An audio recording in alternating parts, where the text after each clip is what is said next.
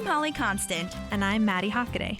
We really love Parks and Rec, and we really love behind-the-scenes details. So we're researching everything from DVD extras like deleted scenes and commentaries, plus interviewing cast and crew who actually worked on the show. We also bring on guests and friends to geek out about everything parks. So join us, you tropical fish. This is literally the best Parks and Rec rewatch podcast. We're your park pals. There's a park and some pals, and there's also therapy too.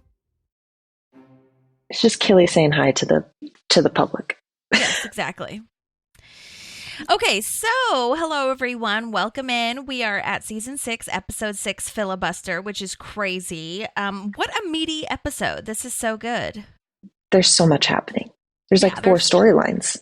Totally. And we are really in the thick of park episodes now. Like I kept finding myself or hearing myself like repeating the lines, knowing all the lines of this episode, which is so fun because I feel like I haven't had that happen in a while. Yeah, this is like a core memory episode for me. Like I can envision this episode very easily. Yes, great way to put it. Core memory. Okay, so it aired November 14th, 2013. This was written by the amazing late great Harris Whittles, which we love. So exciting. If you're new here, we love Harris Whittles. We've done many a memoriam, if you will. So we're just sending out that praise because Harris is awesome. And then this was directed by Morgan Sackett, who we have seen also so many times. Maybe that's why this is a core memory episode, because these people have been with the show since the very, very beginning. Because a lot of, we talked about this a little bit, but a lot of people, writers, producers, whatever, in season 6 left, or new people came on, or, you know, whatever. So to see people that we've seen since season 1 is really amazing. And yeah, maybe why it's so good, such a good episode. But this one, but Morgan Sackett in particular, just a friendly reminder that he's a producer slash writer. I mean, producer, I think he also writes, but producer slash director as well on Veep. A lot of shows we love. The Good Place, Hacks, Loot, A Man on the Inside on Netflix, which you guys have to watch because that's with Ted Danson, another Sherverse show. Super fun. But anyways, so yeah, we've got a great team here today. Oh yeah, it makes a lot of sense hearing these names of why like this episode feels the way it feels, like you were saying. Yeah, totally, like familiar. Okay, well, I'm ready for a summary whenever you are. Perfect. Leslie plans an amazing birthday party for Ben that they don't get to fully enjoy. Ron and Donna learn some things about each other. April and Andy reconnect, and Tom tries to impress his new girlfriend. Yes. Oh my gosh. So many things. It's crazy. So many things. I'm glad Nadia came back. Me too. Yeah, very cool that we got to see him reaping the rewards of all his awkwardness in the last episode. Totally. So I started watching Orphan Black, which is the show that I was talking about last time, where she plays like 20 different characters, 10 different characters, whatever. And one of them is her character with the British accent. And now that I've seen her with the British accent, it's so hilarious to think of Tom doing a British accent to her. Yeah. And she's so good. She's a really good actress. I don't know if she did this on purpose, but I feel like in both, like, so she has to do a bunch of different accents, I feel, and she kind of like slips in the middle, like she'll like when she's doing her American accent, she kind of slips into British, and sometimes when she's doing British, she slips into American. And a part of me because she's trying to be like play those people, like she's trying to pretend to be somebody else, and so I don't know if she did this on purpose, where she's like, well, this person wouldn't be completely accurate, you know what I mean, because they're like faking it, you know, or if that was just a flub. But either way, it worked, and it's really interesting. It's on Netflix. That was so wild. Like after I said I didn't know where I would find it, I went to Netflix to watch something else, and I saw that it was coming on in like 2 days. Netflix was adding it, and I was like, did you hear me?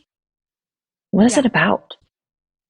So it's about this gal who, well, long story short, and it is a little bit of a spoiler, but you figure it out in the first 3 episodes. It's a sci-fi thing where someone has cloned her, and so now there's like 5, we don't know how many, of her around the world or around the country, and right now they're all it's based in Canada, I think, so they're all based in Canada. And it starts out with her, like, what we think is like the first original or whatever girl is the British girl who is, like you're first introduced to. And then we're finding out that there's like 5, 6 other clones of her, and they're all from different backgrounds. They all are from different countries, or not all from different countries, but like, and she does a really good job of being subtle and making a difference for each individual person. So yeah, it's a sci-fi moment, so I haven't gotten too far into it, but it's like they're thinking about blood samples and like how this person cloned, and now they're thinking that the person who cloned them originally is trying to kill them all, and how do we like get them to stop and all that kind of stuff. And then like she has a kid and boyfriends and all these things, and you're just like, oh my God, how do I do this? So it's really good. Dang, that's crazy. Yeah. So it's very also like early 2000s vibes, like you can tell. Okay. So I highly recommend. Yeah. Okay. Well, thanks for the tangent on that. Sorry, guys. Okay. So moving on to this episode, we start this with April getting ready for her Skype date, which I think this was pre-Zoom because Skype was such a huge deal in college. Do you remember that? Yes. Oh, yeah. And in high school for me, like when we lived in China, that's how, if we wanted to see anyone in the States, that's how we saw each other. Yeah. And also I remember, I can't remember which job it was, but I worked at a job where they used Skype as their Teams, like as their Slack. Like they messaged, interesting. Okay. instant messaged on Skype. And so Skype was huge. I don't know what happened with it, but Zoom came on the scene, I guess. And just, I think Skype might have been bought by Microsoft. Oh, yeah. And is the platform now used for Teams. Okay, that would make sense. I think. Or because I got a voicemail the other day. Yeah, I got a voicemail the other day, and the way it happens is like if I get a call through work, like they call into Teams, and then they can leave a voicemail, and I'll get an email with the voicemail in there, and it says like provided by Skype or something at the bottom. You're right. Oh my gosh. Yes. I just Googled it and you're right. Skype was bought by Microsoft in 2011. Dang. Okay. And that makes total sense. Cause I didn't even know that because that's why I guess my company used Skype for instant messaging. So now it's just like, I never thought that information would be helpful. And here we are. That's so funny. Oh my gosh. So April's upset that Skype isn't working, which by the way, Skype was definitely, you never know if it was actually going to work. And then we hear music and April's trying to figure out where it's coming from. And Andy walks in person. This is so cute and so beautiful. He surprises her from London. What a great job. Because I think a lot of times we sleep on Andy being a good partner. I know. And then he has these little moments, where he's just like, where he's really supportive, or he's like, what'd be a cool thing is if I landed and I told her to Skype me by the time I would be at the office to surprise her. Like, because that took coordination. That's true. So. Oh my gosh. That's very, very sweet. Very sweet. I love it so much. And I love that he knocks the computer over saying she won't ever need it again because he's there for 19 hours. 19 hours. That's rough. I know.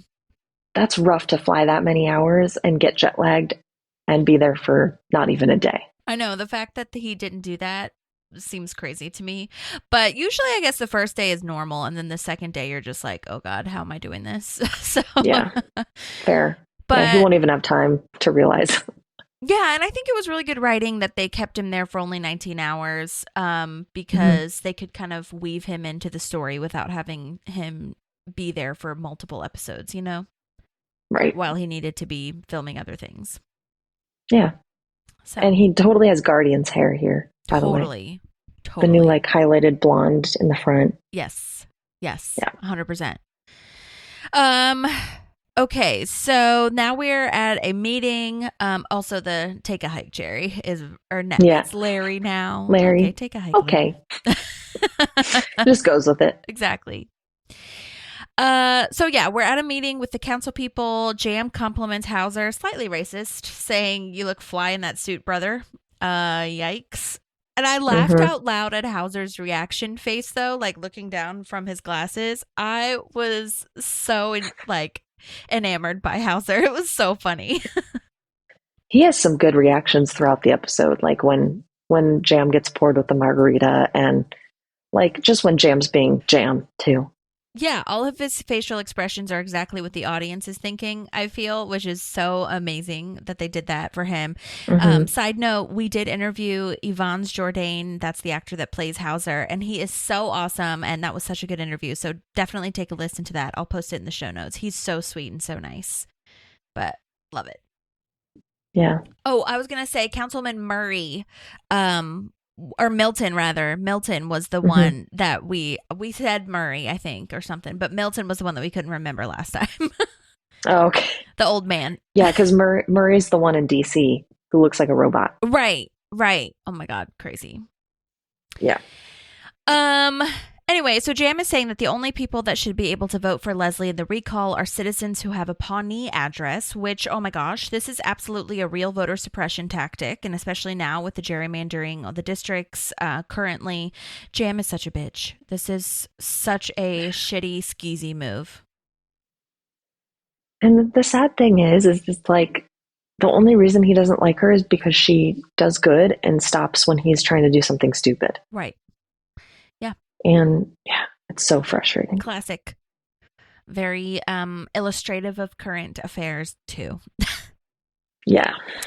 Well, and then Hauser agrees with her, and which is great. Jam doesn't get his way at this moment, but Hauser agrees with her, and Leslie gets too excited and spills his drink, and it's so cute. Actually, I think they did great together, him and Amy. I just get really excited when you like me. Yeah. Yeah, which checks out because we've seen that in the past, like before she was a councilwoman. Yeah, like totally. She just had a lot of respect for him. That's so true. Yeah, and I mean, I know that his character is meant to come off as the very, like, straight-laced, I'm following the rules kind of thing. So I know that Jam and Leslie, that he knows that Jam and Leslie have this feud situation going on. So I think it's nice when Hauser can step in as the chairperson and be like, yeah, you're right. Let's just put a pin in this until we're done with the recall. Yeah. Smart. I think that's fair. Me too. Yeah, and I just love their dynamic. I think it's cute. Yeah. So Ben and Leslie are now talking. They're walking into her office. She's really frustrated about it, about Jam's whole tactic thing. I love her little moment. Those are my votes. Give me those votes. I want them. It reminded me so much of Bobby Newport. Oh, yeah. I want it. Give it to me. Give it to me. It would be so cool if you just let me have it. Yeah. I love that. And then this is where Ben asks Leslie if she wants to squeeze in one more practice sesh. And it is so precious. I love this so much. Leslie is throwing Ben his dream birthday party at a roller rink. And she takes out her skates, and his face is so serious. Like, he is so ready for this to happen. Oh, yeah. I love it. Oh, yeah. Oh, my gosh. He cracks me up. I know. And then this early 90s theme, which is hilarious because I was definitely thinking about this even before they talk about it later in the show. But I was like, of course, because he loves REM. Yeah. That makes so much sense. And I like that they have this talking head. And I feel like that he says, everybody has a thing. And my thing is roller skates. I like a woman in skates. And I think this was before the word kink was like used in public media almost, or like, and I was like, that's your kink. It's not just your thing. It's your kink. Yeah. Everybody has a kink. Yeah. Oh my gosh, that's so funny. I love that. So funny. Ben. But yeah, it is pretty innocuous as far as kinks go. So yeah, that makes sense. Sure. But not to shame anyone. Nobody's is insane unless you're like hurting someone non-consensually. Okay, so now we're at the roller rink, and before we get into everyone's outfits, I believe from my research, I wanted to do a little bit of a location breakdown. I believe this is at a place called Northridge Skateland, which is now closed, but it was the same skating rink as the one in The Office, where Andy says to play Dave Matthews, deep hits only. Yep. Yeah. I actually looked up to see if they were recorded around the same time, because there's so much overlap between the crews that like I could totally see them like trying to back it. But no, the New Year's resolutions is the episode. that it's in the office, and that was in 2011. So 2 years off. Gotcha. But yeah. Well, I was thinking, because there's this other one, I think, that we've talked about before, or maybe I've talked about it, I don't know. But there's this other roller skating rink in Glendale, California, also in the Valley, kind of, that I think it's called Moonlight Roller Rink or something like this. And so many places have filmed there, because it's really cute and colorful and like 80s vibes, and a lot of, you'll like recognize it. Almost, I think Modern Family shot there, like a lot of people shot there. And so I thought it might be that, but this one is different. This one is in like the heart of the Valley in Northridge. But anyway, oh yeah, and then I forgot that, because when I saw the picture of it, I was like, oh, this is where Dwight like takes his skates and skates across to the strip club. yeah, so funny. But there are pictures. The reason that I confirmed this is because there are pictures of the sign Skateland on the website, and it's exactly the same as the font and everything for when the show. Parks has a sign that says Pawnee Skateland, so they just superimposed Pawnee in front of the Skateland that was already there, and it's like the same everything. But I did do a little bit of a research moment where it closed in 2020 because of the pandemic, sadly. So it is no longer there. However, it's no longer skating there. However, this was sold to the Hope of the Valley Rescue Mission, which is a homeless bridge housing facility that helps unhoused people in the Valley of Los Angeles with job resources. It has a rehab facility, beds, and it was actually named the Trebek Center after Alex Trebek of Jeopardy, because he donated a huge amount, largely, to the project. And I think that's really cool. So I'm going to post those links that I found that information in the show notes, and you guys can support it, donate, do whatever you need to do. They always are looking for volunteers and things like that. But I'm glad that it's actually something good now, because I feel like a lot of the times when I've found a location that's no longer there, it's just kind of abandoned. There's nothing really there anymore. So I'm glad that it's being used for good. Yeah, that's great. Yeah. So April came as a pilgrim for the 1690s, not regular 90s, 1990s. Yeah, Leslie should have known to specify that for April. Right. But listen, that's probably her kink too, so. Donna looks so good and so fashionable. I'm obsessed with her outfit. Yeah, she's great. So good. So many layers to that outfit. Mm-hmm. Anne is Blossom, which was a TV show, of course. Tom is Crisscross, which is super cool and hilarious. I love his inflection on his little moment when he says, talking about going to the bathroom, I had to pull my pants all the way down like a toddler. Oh my God. That's so funny. So much. Oh my gosh. So this is where we get to Nadia being here, and they've been hanging out until she leaves for her, quote, stupid vacation, even though it's not a vacation at all. Not at all. And it's just been a week so far. But I love this analogy that she says she's in the NBA and I work at a muffler store next to the stadium. I love that metaphor so much. I do too. I know. But I feel like Tom doesn't give himself enough credit. Yeah. Like he's down on himself. Like, yeah, she's cool and she's pretty, but like the growth he's had over these 6 seasons, like he ran a successful business. Mm-hmm. Like, he's funny. Yeah. He's not sleazy Tom anymore. We haven't seen sleazy Tom in a long time. That's true. So I feel like he needs to give himself a little bit more credit. Right. He's definitely not at Nadia's lead, but that's also my hang up. I don't think any men are as good as women. So this stems from my own issues. But, so yeah. You are correct, or he is correct that he works at the muffler store next door. He could be a good-looking worker at the muffler store, but she is in the NBA. But I think their banter here is so good. The, going pro as a skee ball master, stupid vacation for Rwanda, like talking about all that. It's just like really cute and really datey, I feel, which is very precious to see, because I don't think that we've seen that for a while for Tom, and I know he's been looking for that. So it's really cute to see, and how like fast they keep going like back and forth, they can really volley with each other. I think that's really sweet. Yeah. Good Okay. chemistry. Yeah, great chemistry. I also didn't. I was going to ask you. I did a little bit of looking up. Did Did you like go rollerblading as a kid? Was that like part of your childhood at all? Like, okay. Yes. Yeah, because I feel like it doesn't exist anymore. No, it doesn't really. I know. Yeah, we went all the time. Birthday parties were had there. I think it was Hmm. up until like the end of middle school, high school, not so much. It started kind of fading out. There was a huge, I mean, it was definitely big in like 70s and 80s, I think. And Hmm. I should look up, what that whole why why that was a thing. But yeah, it was a big deal here, and they still have them around, but they're definitely not, something that you do a lot of the times on the weekends. Yeah.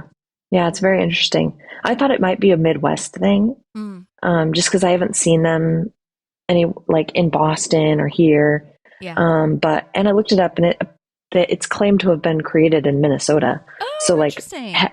highly big in the US, but still like, it was national. It was huge nationally in the 90s, it said. So that like fits. But yeah, I did rollerblading in PE. Oh, did you? Okay. Yeah. Yeah, very interesting. Like you could pick the four, like the the square, Uh-huh. where you had a wheel on all four parts of your shoe, Uh-huh. or you could do the roller, like the ones with in a line. I can't remember. Inline Yeah. maybe is what they're Yeah. called. Yeah, inline Rollerblades. skating. Yeah, totally. Yeah. But blading, I always call it that too. And yeah, it was such a big cultural phenomenon. I mean, there Hmm. were like movies about it. I mean, if you remember the Disney Channel original movie Brink, hello. Yeah. Incredible. Yeah, and there was always some sort of like fun additive whenever there was a birthday party or something. And even in Stranger Things, when it was based in the 80s, Stranger Things is Mm. a period piece technically, and they had skating in it. And so, I mean, yeah, it was a huge deal. In fact, in my like little small town, that was like the place to go, because it used to be also a dance hall. Mine used to be a dance hall as well as a Oh, skating okay. rink. So it was just like the fun outing clubbing moment for small towns, I feel. Yeah. I know. I've seen it in Nashville. Nashville has one in particular that I'm thinking of that people still go to. It's not like as busy, obviously, but yeah, they're still out there. That's good to know. I'll Yeah. have to find one someday. I know. That'd be fun. Let's see. Oh, and that one in Glendale. I'm sorry, I keep talking about this, but that one in Glendale, I definitely have been to. And I went when I lived in LA for like up until 2014. We went sometimes with my coworkers just as a fun like moment. So like we were Hmm. still and it was busy there. So, but maybe that's just because there's more people in LA. But like it's still around, but it's definitely not like a thing you do, like the first choice weekend Right. activity. Yeah. But anyway, let's see. Oh, now Ron finds out that there's a hunting game, and him and Donna are playing together, but sadly, Ron is really terrible at this hunting game. I love that he says he's not a sore loser, but then proceeds to explain how exactly what a sore loser is. I prefer to win, Yeah. and when I don't when I don't win, I get furious. I love that. Oh, Ron. Oh, Ron. Oh, Ron. And then April asks Andy about work, and Andy says he's like the Chuck Norris of crushing documents, but they don't really talk too much about it, which we'll obviously get into a little bit later. I love her this was one of my first moments when I was memorizing lines. When she says, "Prove it," I was like mouthing that along with her. I totally remember that. I love that. They're so cute together. I love seeing them grow together. Hmm. It's precious. So cute. So Ben is mad that the REM albums are not the ones he wants. Like, I love that. What the F? I love his upset, that Yeah. it's not what is this, a mid-90s party? No, it's an early 90s party. God, REM I bet was Leslie did not specify that in her invitations.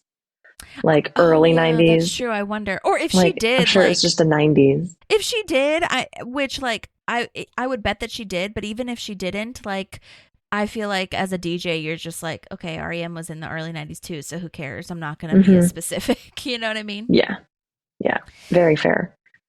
I don't know if you remember, but REM was so big.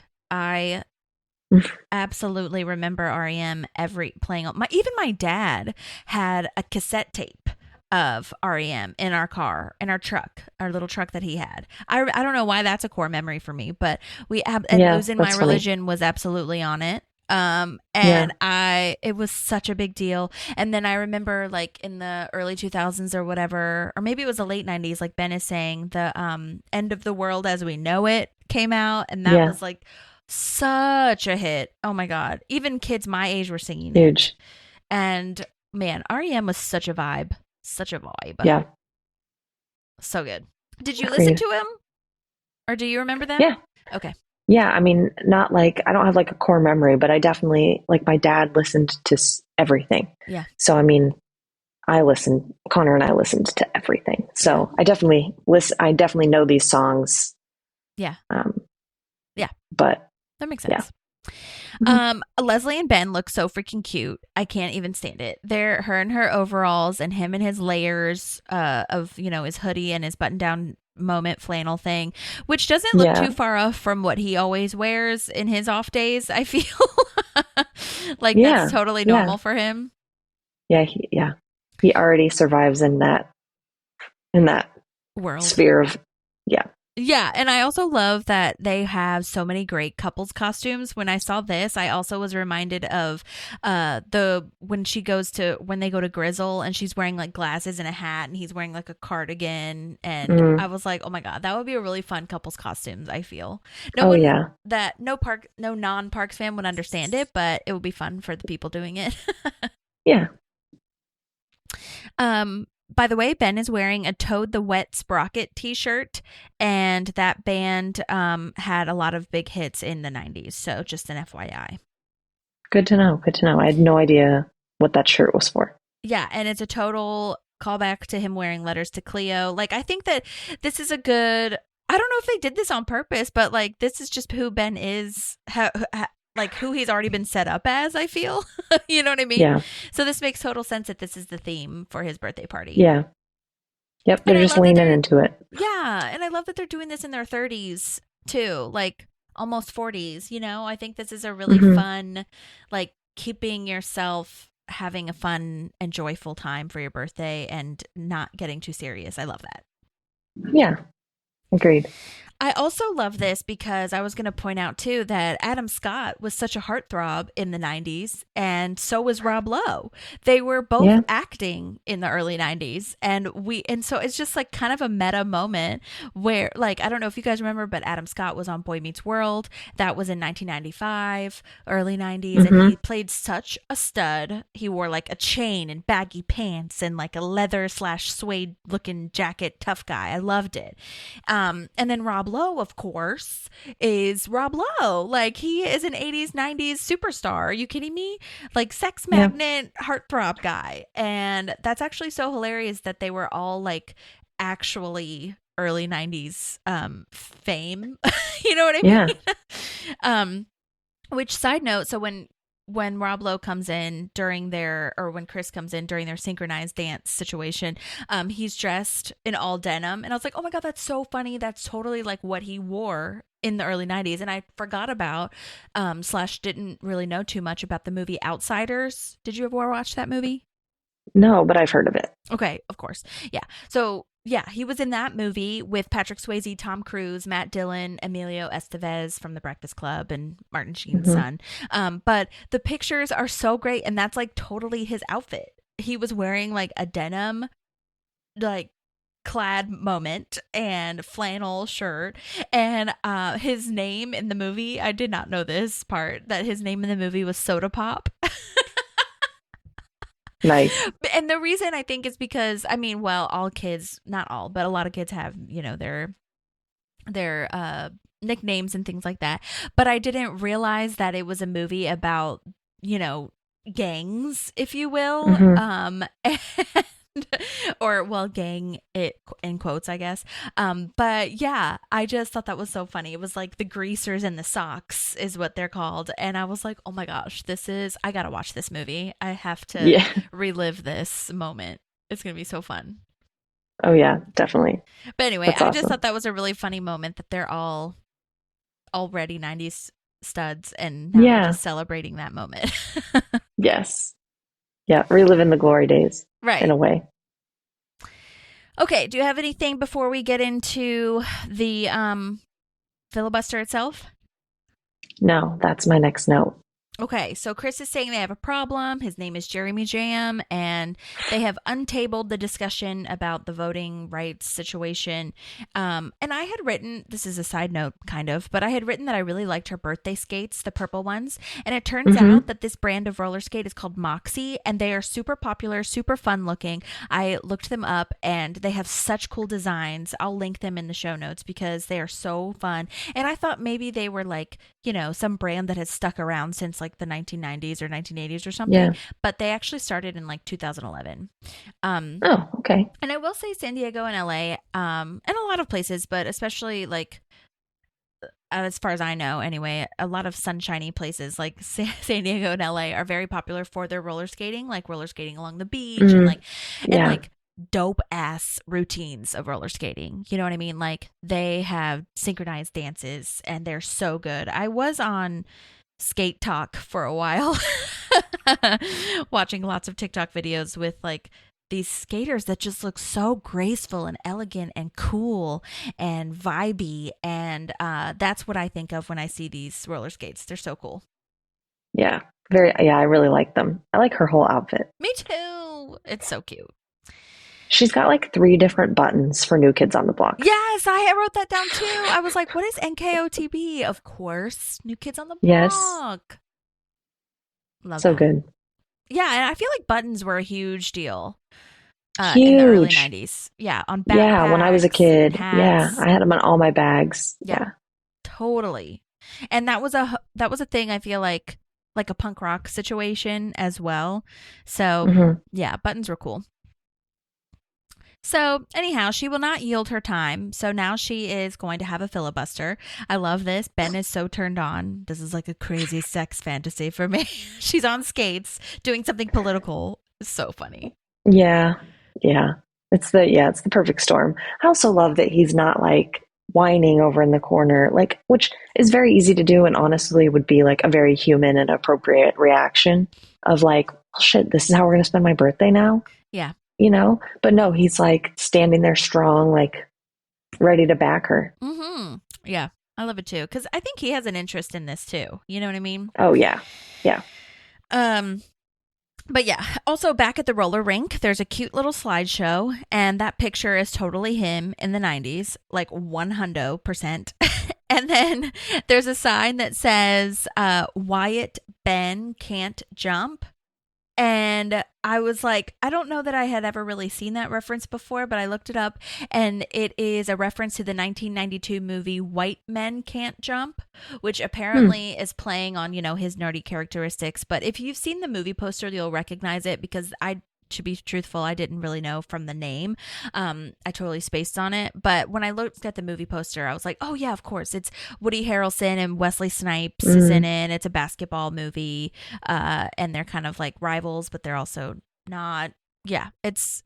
Anyway, so I just thought that was a really interesting detail that they made a play on words for that. I'm sure somebody had a bunch of fun doing those kinds of things. 100%. Totally. I just love all of their little details about the 90s. They really sprinkled that in so well, I think, with the costumes and the pictures and the buttons and everything. And the music. Yeah. Okay. So now Tom is playing skee ball and he's really bad at it, trying to win Nadia this bear. And again, their banter is so good as far as like telling on him and then saying like, you're a doctor, you know, snitches get stitches. I just think it's so cute. Yeah. Yeah, very natural. Like, I think even for just the actors, very natural chemistry. Yeah, very natural. That's a really good way to put it. Side note, that roller rink worker is the lovely Joe Mandy, who also acted on Modern Family and a bunch of other things, but now he's a writer on Hacks, Emmy Award and nominated. He also acts in Hacks a couple times too, but he was a writer on Parks at the time as well, and he's the one that always watches movies on his phone. Like, I'm watching Iron Man right now. Bailiff! So now we're back at the filibuster, and Leslie is talking about how she voted at 5 years old. Her cat Pancakes won because she had more funding. What are you going to do? Which is funny because I'm sure Leslie was the only one voting. Right, exactly. So I love She's that she just gave that preparing in herself detail for too. disappointment. Right. Yeah. She gave that as a detail for her when she was only 5 years old as well, which is not something that a Yes. 5-year-old normally thinks about. Very true. Love that. I also love, because I feel like we do this regardless of if you're trying to have a filibuster or not, but I love that she's like, how long have I been talking? 3 hours? No, 8 minutes. 8 minutes, yeah. Oh my God. That goes either way for me. What do you mean? Sometimes I'm I'm speaking, I give a presentation or something, and I'm like, that was for sure just 2 minutes. It's like, it's been 10. I'm like, oh, damn it. The 3 minutes is the limit. Right. Oh my God. You know what? Now that you say that, I've done that with music. Like if I'm playing a show and they'll say like, oh, plan for 30 minutes or something. And I do. And then it's over so fast. And I'm like, how? Oh my gosh. That's so true. It's crazy how it changes when you're in front of people. Yeah. Well, even when we do our voice memos, I feel like at the end, I'm like, okay, that was a solid 30, 40 minutes, an hour and a half. Yes. Oh gosh. That's so true. That's so true. I love that Milton can't get his crackers open, just playing on the old man stereotype. That's funny. Yeah. And he hands them to Hauser, who's just like ready to help him. Mm-hmm. So sweet. I know. This is where I noticed that Leslie has a button that says I love NKOTB. And I was like, oh my God, of course. Okay, so then Ben is citing the rules for a filibuster. So the rules for Pawnee is that she can't lean on anything for support, she can't have the audience help her, and she has to talk the whole time. 3 strikes and she's done. So we will see later in the show how she gets to 2 strikes at least, which, yeah. And I'm sure there are many different rules, but I did some light research on a Senate filibuster. Oh, okay. And there are quite a few debates about whether filibustering is good or bad. Currently, it's been kind of used for bad things, but I'll just tell you what I found. So obviously this topic has a lot of layers, but I'll just say that what I found boils it down a tiny bit. So if there are more things to learn, obviously let me know, but also know that I am not an expert on this. But anyway, so in 1801, Thomas Jefferson actually had something called the previous question motion. Remember that, which allowed the Senate to stop the debate and move to a vote. And originally, it was more of a debate. It was like right now we're thinking of it as just one person speaking, like Leslie's doing now, and like Cory Booker did recently. But apparently, it was more so of a debate. So like, think Jefferson and Hamilton in the cabinet battle. Like that's what I think what it used to be kind of. And then that just went on forever and ever and ever and ever. Unless George Washington was there to step in and be like, hey, stop. Yeah. Although some historians say that they're not even sure if this previous question rule was used that often, but when it was, it went on for a long time. And then here comes Aaron Burr in 1806, removing this rule. He removed the previous question rule for some reason, which scholars are still unclear on and still debate on, but it sounds like it was kind of by accident. He was just like, and by accident, I mean, it was by accident that now the filibuster is a tactic used to delay voting on something. I think he was just thinking it would be more efficient, but this guy is always messing things up, like, accidentally. Yeah, I was going to say, sounds very Burr-esque. Yeah, totally. Ugh, this guy. Anyway, so then we fast forward to the civil rights movement in the like 50s and 60s, and this filibuster was used as a tactic to delay voting on civil rights for Black people, which was obviously abhorrent. And that actually was, going back to history, I just mentioned Cory Booker. Cory Booker just broke the record for the dude who held the longest filibuster on the Senate floor for not voting on Civil Rights Act because he didn't believe that Black people should have full rights. Literally despicable. But technically they could do that because this motion from the literal 1800s was not illegal. It was still in there. So Right. now, evidently, in modern times, it's actually easier because just the threat of a filibuster is enough to block a bill. Because if they hear that someone's going to do that or wants to do that, then a lot of times they'll just be like, okay, well, we're just not going to vote on it because someone's about to filibuster, which is ridiculous. But now to end a filibuster, the Senate has to vote, and that's the only formal mechanism to end the filibuster. It's through invoking something called cloture, CLOTURE, which limits further debate and allows the Senate to proceed on a vote no matter what. And that came from Woodrow Wilson. And so technically, the history of the filibuster is bad, and some people are fighting to abolish it, essentially because it was used for really bad things. They were basically just like, well, I don't want to vote on this, so I'm just going to talk and talk and talk for 100 years so that we never have to vote on Black people having solid rights. And finally, people, I think, eventually voted to stop this filibuster. But for Leslie right now, she is using it for good. Yes. Because she is fighting for voter rights, and it should not be a thing. To have voter suppression. Side note, the word comes from the Spanish word filibustero, and the Dutch, I don't know how to say this word, I'm so sorry, but it's vrybuiter, maybe? VRIBUITER, which both means pirate or freebooter, which is kind of funny to me because, they're basically pirating everyone's time, stealing everyone's time. And so that's where that word came from. But yeah, so that's and I'll post a link if you guys want to read more about it, of where I found all of this. But I thought that was an interesting little breakdown of what a filibuster actually is and how it can actually be kind of harmful. But for Leslie, she's using it for good. Yeah, what feels more harmful to me is in this situation is the fact that Jam can just call this out when they had agreed to table it until after the election, the recall. Right. Yeah, and I don't know how the other council members did that.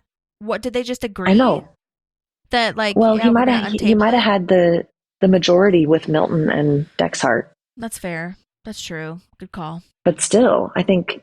Yeah, it's just crazy to me. This is how corruption happens. Yeah. Yeah. Why does he care so much about this? It's I know. So silly. I know. And he has a gong, which makes it even more annoying. Oh my God, are you freaking kidding me? So annoying. Yeah, Jam does a really good job in it. And by Jam, I mean John Glazer does a really good job in this episode of oh my God, gosh, yeah. Stop talking. I hate you. Yeah. Yeah. Ben is so sad about Leslie taking her skates off, which is hilarious. I know. She's using her first strike, and yeah. I just love his acting there. It's so childish and cute. Oh man. So childish. Yeah. Yeah. I love it. But yes, that's her first strike, sitting down. And we'll get to the second strike a little bit later. So Anne wants to buy the bear that she sees at the ticket counter for $50 because she doesn't have 2.5 weeks to play arcade games, which is fair. She's like, let's pretend I'm an adult. Right. Yeah. I love that we see this boss as a teenager, older than Joe Mandy, of course, or Morris. Oh my God, I love when shows do that. I think Modern Family used that too. It was so funny. Tuck in your shirt. I thought it was hilarious. I love it. I love it so much. Calling him Mr. Bonderman too, calling him an authority name with the Mr. is hilarious. Yeah, I can't. Because Morris is already such a nerdy, weirdo. Yeah. To see him say, nothing, Mr. Bonderman, is fine. Mr. Bonderman has the character name of Zach, by the way. That's his first name. And so that must be what Mike Schur came up with, or somebody. And he is played by the actor Alex Calloway. It looks like he did a lot of shorts and projects when he was younger. I'm not sure if he's still acting, but he did a great job. And I would definitely watch more of this relationship between him and Morris. That would be so hilarious to me. Oh, yeah. That would have been really funny. So Ron and Donna are playing their hunting game still. I love Ron's ninja karate stance when he loses. He tells Donna to step back and he gets really angry, getting ready to punch the machine. Yeah, and I don't know, have you ever played those games? I've never played the hunting game, I don't think. No. No, my mom is like not about guns. My dad didn't really like grow up with it. Mhm. And so like those hunting games, definitely Yeah. not a thing. Connor never had like, he played Call of Duty and stuff, but he never had like some games, and some people buy like the video game guns. So Mm, you can still walk around and like, but you're also shooting with a real gun. Like he never had anything like that. gotcha. So I don't know if we just didn't want to because we weren't exposed to it, or if it was just like Yeah. we're not allowed to. Right. I would say the closest thing I had was Duck Hunters on Nintendo. Mm, We used to play that a lot at my grandpa's house because that was like the thing that the kids did there. And I don't know if it relates at all to like culture because we always had guns and hunters in the family. You know what I mean? But hmm I don't think that really mattered so much as that it was a Nintendo game and Yeah, like yeah, it was something fair. that could, you know, keep us going. But I don't know. I don't know really. Um anyway, so I never played the arcade game like what they're playing. In fact, I don't even hmm know if I've ever seen that. So I definitely did play arcade games at like Pizza Hut had oh my gosh, do you remember, was it called Tekken? Do you remember Tekken? It Mm-mm. was like a fighting uh like Oh, game, and you yes. could pick your character, and I always picked the girl who looked like super badass. She kind of looked like Harley Yeah. Quinn, and she had like an Australian accent, and I loved that. Oh my gosh, that's awesome. Anyways, okay. So Andy has to leave, and he thinks that they aren't looking at the same moons because they aren't in the same place. That's such a funny line. So funny. Like It's there like, has to be two dude, different moons. yeah, obviously. So then April sees him jump out and get in a dumpster after he leaves her in the cab. And I'm just thinking that's funny that he got in the dumpster. Why didn't he just run? Like run somewhere? I guess maybe so he could hide from her. I don't know. Yeah, But no idea. and okay, so then we get back to the roller skating rink, and I will say it's kind of weird that Nadia acts so butthurt in this way, saying like you're pretty much offering me garbage. I don't know, that seemed weird Yeah, to me at first. And she was like, let's just yeah. skate. But then they come up with a game about it, so it's not that terrible. But Tom is just really upset because he's holding on to this, like being the thing that, she's going to remember him by. hmm So I know that, that sucks, but I don't know. It was a weird vibe for me for Nadia to be like, no, that's not good I enough. agree. I think it felt weird for me because we saw this vulnerable moment at the beginning of the episode from him that he feels so below her Yeah. that like he's really trying to do something that's going to make him memorable. And when she kind of just offhandedly is like, well, I think it kind of felt like, well, I guess I'll just forget you. It's fine, kind of Right. thing. That's true. So, yeah, so I agree. I was definitely like, okay, not what I would have said. Right. Yeah. Yeah. Totally. So, Okay. yeah, Same page. Okay, so but now Donna and Ron are going real hunting. And this funny line of, do you have a license? Because you need a license to hunt at night. You know I don't give a beep. yeah, I love that they started laughing together. Me Like too. it's so cute. Like, I feel like when you really sit down and think about it, Donna and Ron make sense. Like, they're both no nonsense. They both, are like alpha males, like alpha and female, like, so it makes sense, but we don't get a lot of Rana.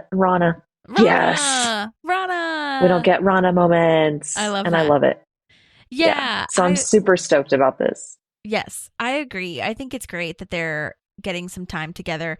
And we see it a little bit more later on, like when Donna is dating, is it Joe? Joe. Yeah. hmm And they have a little moment, imparting wisdom. And a couple times too when Donna has like you said, they're both no nonsense. Like when Donna said to him, this is Chris Traeger, like when Chris was trying to change all the stuff and was hmm like, you need to get your Yeah. shit together.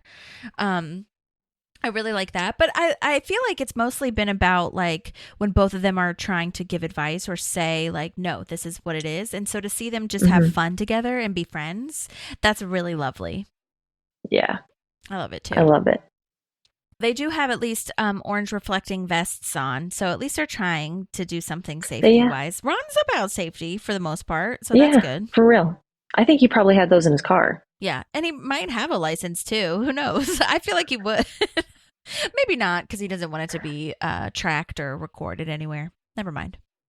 Yeah, and when he's at his own cabin in his head, that's his own property. Correct. So now back at the filibuster, Leslie is now doing a Reagan impression. Oh my gosh. I wanted to play, there's a deleted scene where she does other voices, and it's really funny to me. Hang on, I'll just play this really fast. Okay.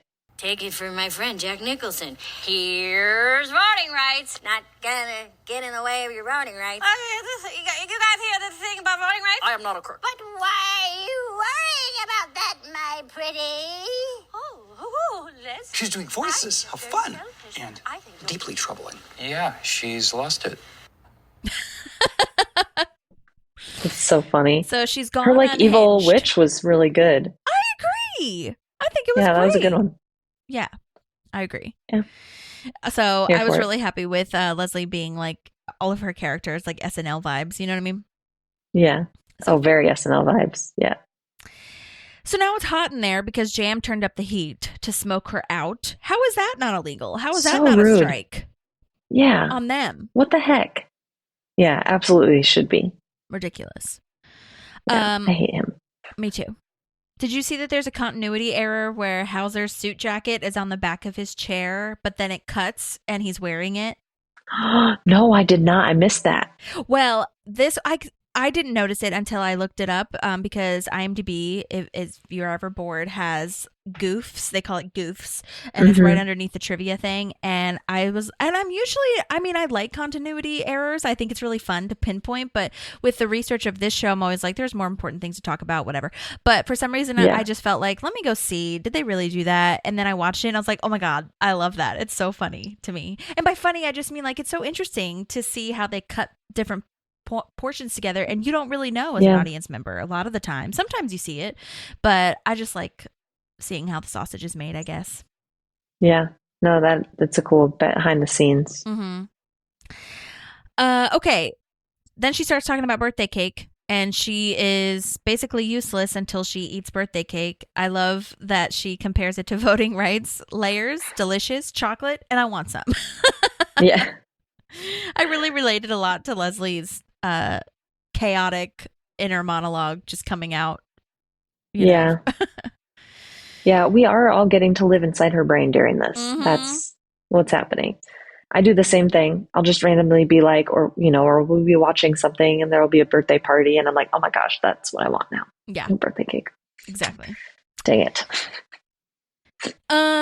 Okay, so citizens of former Eagleton are now there. They are there to support Leslie for supporting democracy/voting rights. And the guy who is leading the charge has a character name of Glenn with 2 N's, just as an FYI.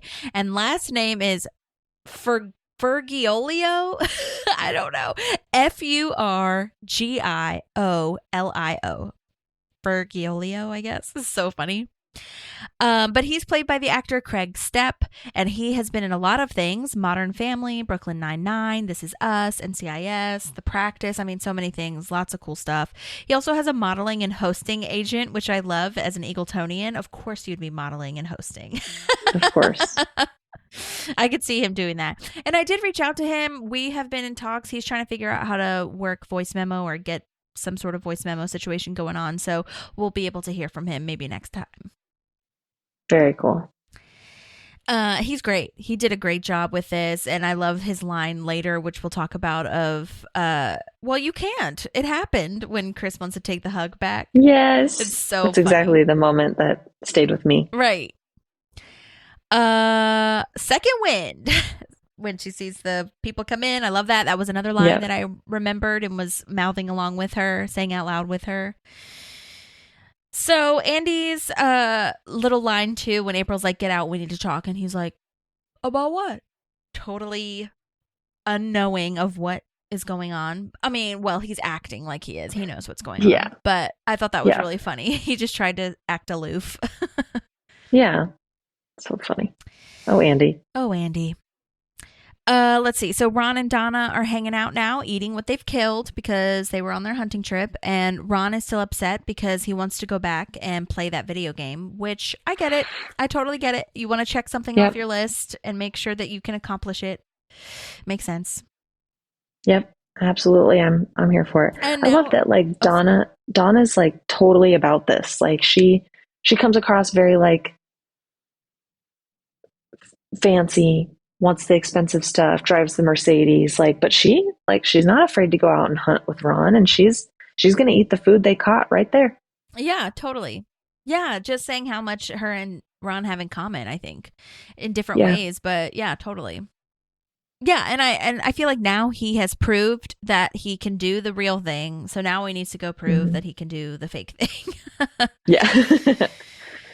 Also, side note, I thought it was really funny that they were eating it already, because I feel like deer usually needs to be like cut and dried and drained and all that kind of stuff, and they do not do that. So I don't know. In my head, I'm thinking maybe they caught something smaller that you don't have to like do all of that with. I guess you could do that without doing they would have to be out there forever though. Yeah, that's what I was thinking. So I'm gonna say that they caught something smaller than a deer, maybe. Yeah, I agree. In my head. Anyway, so then Chris is talking to the Eagletonians, and they're saying they won't vote for her. They actually want to vote for an Eagletonian to represent their needs. This is so sucky. I hate it, because Leslie is representing their needs. What are you saying? I completely agree with you. I think for me, it's like, we'll vote for her, and then she's fighting for your right to vote in the next election, and you can pick an Eagletonian. Yes. Yeah. Oh my gosh. Yeah. It made me so mad. I was like, are you freaking kidding me? Ugh. Anyway. So she's fighting for you. So she'd fight for you in the council as well. So yeah, I agree. I mean, I understand in a way, because they have probably or maybe heard of seen Leslie's like distaste for them beforehand. But I feel like at that meeting where they were merging, she made it very clear that we, have to do this because this is not have to, but like this is the right thing to do. And we have to be there for our neighbor. And look, I don't love it either, but there are friends and neighbors. So let's like do the right thing here for morality, and for people are going to lose their jobs if we don't do this. So like all that to say, I think that it doesn't make sense to me that she literally saved them and now they're not going to vote for her. Yeah. That's so weird. I'm with you. So anyhow, Ben passes her a note to say that Eagletonians aren't going to vote for her because he wants to tell her, so that she can make her decision about what to do. And this is also another continuity error. So, which I did not notice at all because it's so fast. But so they're on the side of the audience, throwing the paper at her. And then when she looks up from the paper and the Eagletonians cheer, they're back in their seats where they originally were. And I was like, oh my God. I thought that was funny to see too, because how'd they get over there? How? Yeah. Oh my gosh. But I think they did it well. I mean, I don't know for sure, but like it was so fast, first of all. But secondly, you're really paying attention to the crowd. You're not really paying attention to where Chris and Ben are sitting. So it's not that big of a deal, but it is really interesting to look at all the puzzle pieces. Yeah. But this is where Leslie is so beautiful and wonderful. She decides to keep going, even though they aren't going to vote for her, because it's bigger than her and no one prevents people from voting in her town.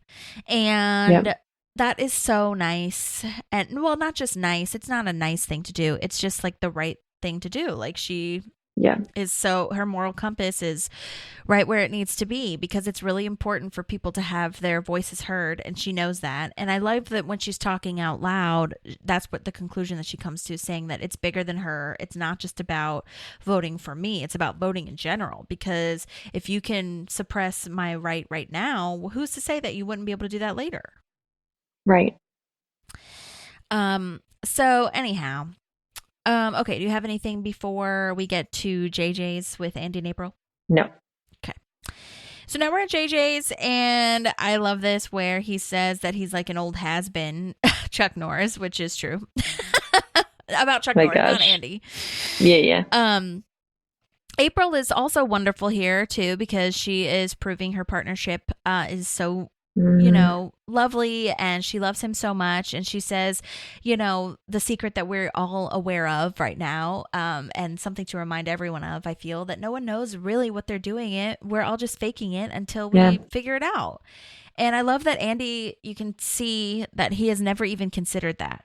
He just thinks everyone knows what they're doing because they seem like they know what they're doing. And that's where April's like, because we're just faking it. We're having some sort of confidence, but I don't really know. We're just trying our best, Yeah. And I love that. I really feel like you, in relationships, you need someone to say that. Like not only the faking it part, but the part where, she says, you're awesome and everyone else sucks.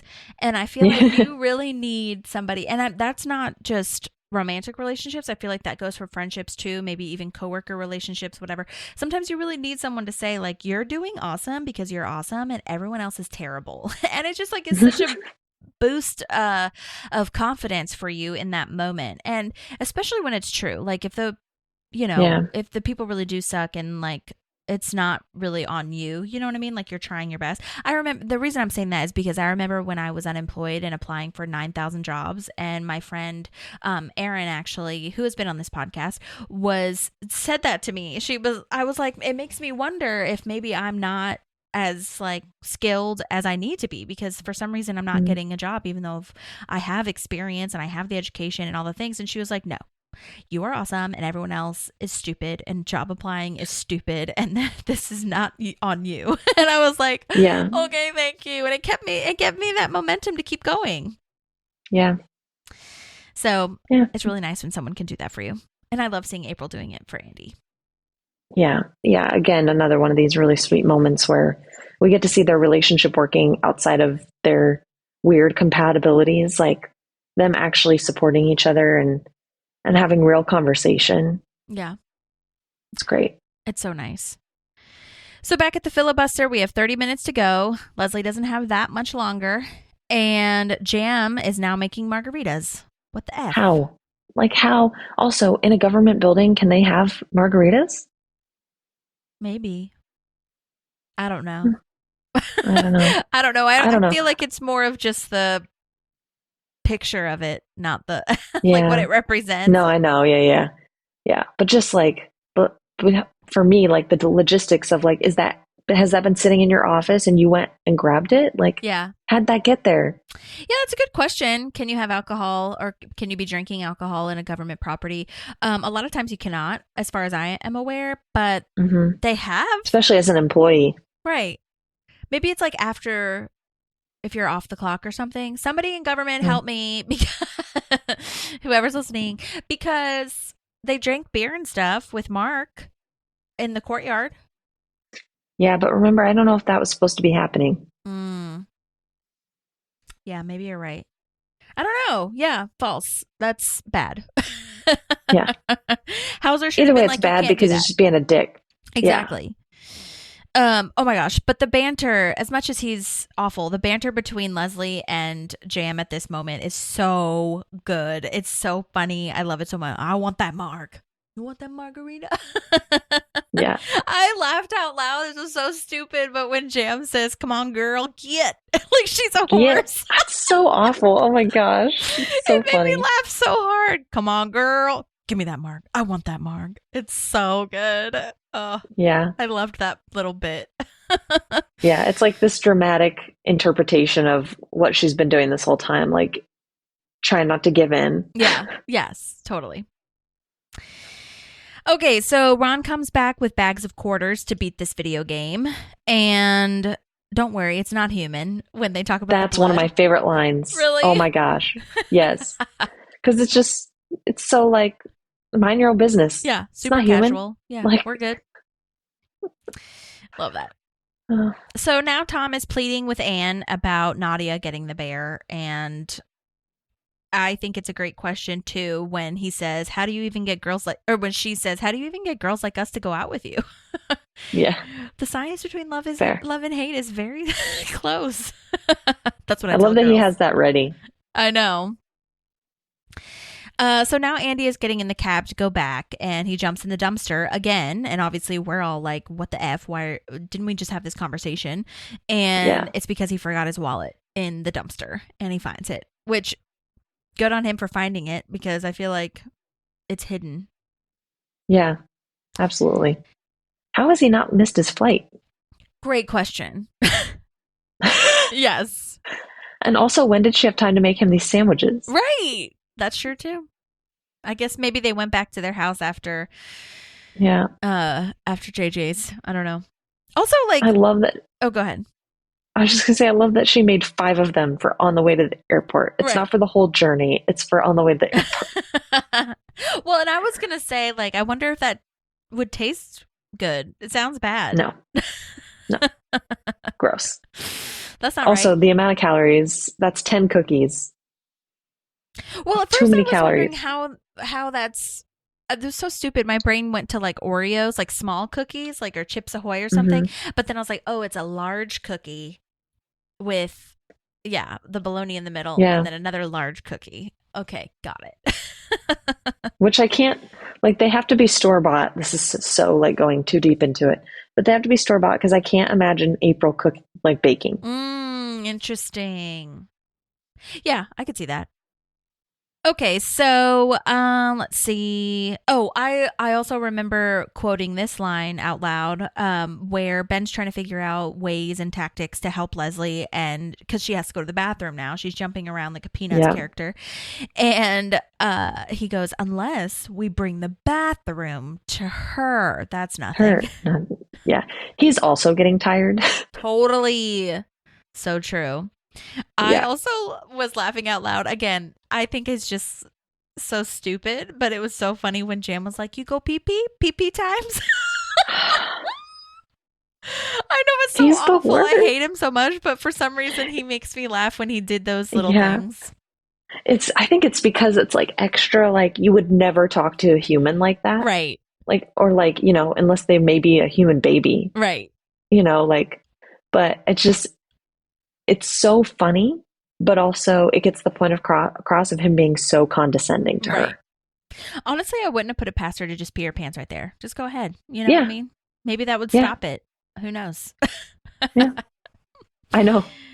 I love too that Hauser is glad that it's over. We talked about this a little bit with in the interview with him, actually, where we talk a lot about how Hauser really, I think, is on Leslie's side. He's just trying to make sure he also follows the rules and is nonpartisan and all that kind of stuff. Yeah. So I love that he has a subtle facial expression of like, and with that, this meeting is adjourned, and he kind of smiles and smirks towards Jam, which I really love. And I also love that she's dumping the margarita on Jam's curls. Yes. Oh, yes. Get the perm. Yes. Get it. Okay, so now Nadia is going to talk to Anne and basically cons her into stealing the bear. I don't love that idea, but I do love that it turns into a game. I feel like if they just left it this way, where she steals the bear, I would be like building on that, like, you're basically offering me garbage thing, and I would be like, oh, that's sad. But I'm glad they turned it into a game, and Anne steals it back and has this whole fun moment while they're kissing. Like, I really do enjoy that. They saved it for me. Yeah, good. Yeah, I agree. I liked the way that this ended. I felt bad for Anne, but like, what are you gonna do at this moment? Yeah. I love that they throw cash at her, and she's like, "This is $8." Right? It's not even $50. Oh my god. And it is good that she says that she's kidding when she's like, "Ooh, clingy," because I was like, Nadia. But then she is like, "No, I'm kidding. Of course I'll call you when she gets back." And I think that's really good. I like that. And they have a little moment, and Tom is so excited about that. And I just like that this banter and this flirty, cute moment with Tom happens, because it's nice to see Tom like excited about a girl, and the girl also be excited about him, and him not, like you said, not being sleazy. Yeah. So it's a great growth moment, showing that like he's getting ready for like more serious things in life. Right. But we don't see Nadia again though, right? Like she either doesn't call him when she gets back happens. Or, you know, life happens and. Right. And then we just kind of forget that storyline. Yeah. I know. I'll have to do some research for our next episode. And then I was going to say, I know this is a little bit random, but couldn't they have found her better fitting scrubs? Like, it's so, they're so baggy. And I feel like they are very baggy. I was like, she is like a doctor that knows what she's about. And I feel like she needs to have better fitting scrubs. Yeah. Usually you're supposed to, so that like your scrubs don't like catch on things too. For safety. Yeah. But I don't know, was this like, was that a vibe to wear baggy clothes in the 90s? Like maybe she just bought baggy scrubs. I don't know. Yeah. That seems like a lot of work to not put on an actual 90s outfit. I feel like wardrobe just didn't have the right fitting scrubs that day. Yeah. Okay, so now Tom and Donna are playing the game again, and it looks like he did win. He did finally achieve what he needed to achieve, and they're laughing over the initials that he puts in the game. Ass. That's so fun to see them laughing together again. ASS. Yeah. Love it. The Ron giggle always gets me. Yes, totally. Nick Offerman does such a great job. Yeah. So now Leslie is talking about her forceful peeing after the filibuster ends, and Ingrid is there. Kristen Bell comes back, which we love, for just a brief moment. But then she drops this bomb on Leslie that she is running against Leslie. And that is so sad. And I will say that both Leslie and Ingrid do handle this very well. You know, both of them are like respectful, professional. Ingrid almost seems sorry in a way. Yeah, she really seems sorry. I think Kristen Bell plays this so well because she doesn't have a line until after, like, she's standing there. We see her. She doesn't have a line for probably at least 15 seconds into her being on the screen.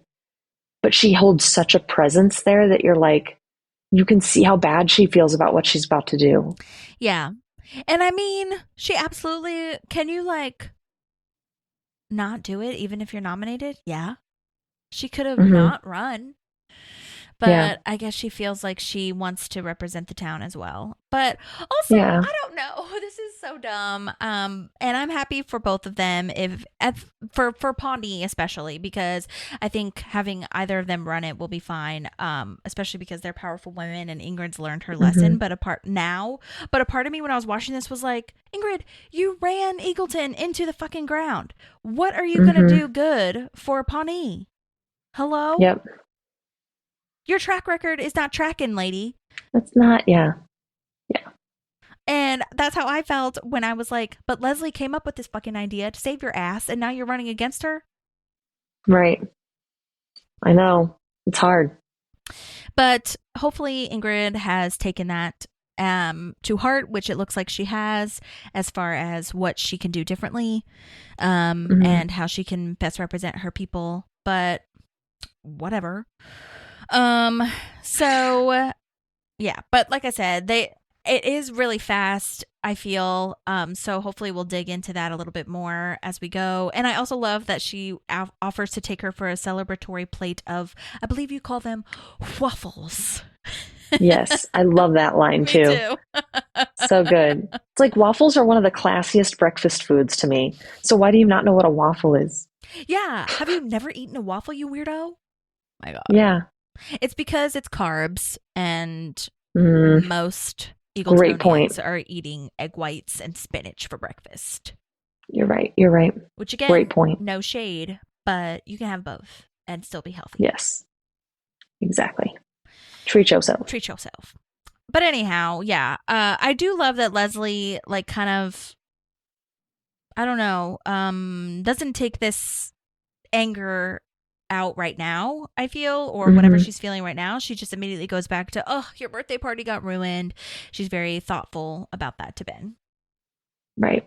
So, I don't know what to say. I want to rant more about Ingrid, but I'll just move on. So there'll be plenty of time to rant about Ingrid in the next episode. You're right. Okay. So now, but I do love, I don't know, but I love Ingrid too. It's really hard. I know. But she also didn't do right. She didn't do the right thing. It's okay. moving on. So Leslie says that she's going to put her roller skates back on. And Ben is like, well, we don't have to go back to the party. It's late now. It's probably even over. And she's like, oh, we're not. We're going home. And it's so sweet and special. And Ben runs after her. And it's like, oh, we're just going to skates. Yeah. This is like another way you can tell, like not this part, like but how long it takes him to clue in what Leslie's trying to insinuate. It's like you can tell how tired Ben is from that too. It's like, put it together, nerdy. bro. And nerdy, yeah, I feel, because so he's nerdy. not immediately thinking about like sex times. He's thinking about why are we rollerblading at home? Yeah, right, exactly. I love it so much, and I just love their love. I love that they love each other so much like this and support each other. It's very special. I agree. Yeah, so and I just special. love that he was turned on by her doing the filibuster. I think that's such a fun detail. Yeah. So he still had a good birthday. Just wasn't the one he was picturing. Right. Well, that's all of my notes. Do you have anything else? No. Okay, That's Filibuster. Yeah, Filibuster I feel like was one of those classic episodes where we didn't have that many guest stars, so we could kind of just go forth. But I'm glad we learned a lot about what a filibuster is, how it started, where things were filmed, that kind of stuff. I did want to point out that I did a poll on Instagram about how many people knew what Gin It Up was. I was like, I saw that. Yeah, I was like, do people use that or not? And surprisingly, quite a few people did know what that means. Okay. However, the final tally that I saw was more people did not know what it meant before, but quite a few people did. It was 57% of not. I worded it like, did you know what it means? And I wrote yes or not really. And 57% said not really. And 43% said yes, of course. So, okay, that's fun. And good to know that we're not alone, because I just don't think it's used as much. And then the other thing that I wanted to go over, lastly, I'm really having a fun time with people commenting and stuff. Nice comments only, please. But I posted the thing about what starter pack episodes you would, have if you were introducing someone new to parks. And a lot of people wrote hunting trip. I forgot about that. Oh, one. yeah. That's a great Okay. starter pack too. So that could be number 5 for us. because the whole group is together. Yeah. So yeah. And you really see who and plus hunting trip is also the like when Ron goes crazy and Donna does the shrieking for her car and oh my gosh, and Leslie's like little monologue thing of or like cut scenes of like, I'm just a lady. Like my bra snapped. yeah. Are you single? It's a great character episode. Yes. And then some people did say the flu season, which is what Stephanie had Love said. flu season. When we talked to her about that. That was a good point. Yeah. Yeah. And I really loved that. And then there was one more, I believe. Oh, someone wrote definitely the snake juice episode, like agreeing with us, which I thought was really nice. And then I feel like there was one more that someone had posted and said that maybe it was on a different platform. Like maybe this one was on Instagram. Let me see here. Oh, Model UN. That's a good one too. That's a really good episode too. Because it is just showing, like you said, the different characters, but it also shows like, that's why we like snake juice, because it shows the different sides of people. You know what I mean? Yep. And that we definitely saw a different side to Leslie. And then we also see the craziness of them trying to get together, which is really hard, but it's also just a great episode. The moon will join your coalition. So anyway, thank you guys for commenting and all the things. We really appreciate that. Go ahead and like, subscribe, rate, review. It's really fun. And not just for our engagement, but I just really like hearing from other parks fans. It's really fun for me. So I'll try to be better about like making prompts that would spark engagement. If you have anything else that you want us to research or look into, let us know. But for the next one, I mean, we are like in it. Season 6 is ready to go. I mean, full going. I know. And these are like the really good episodes. So thank you guys for listening. The next episode is Recall Vote. Yeah. It's so crazy. Oh my God. Crazy. All right. Well, we'll see you next time. It's been so much. I know. We've worked so hard. What are we going to do? Okay. Thanks again for listening. Sorry we've ended this 20 times, but we'll see you on the next one. Thank you. Bye. Bye.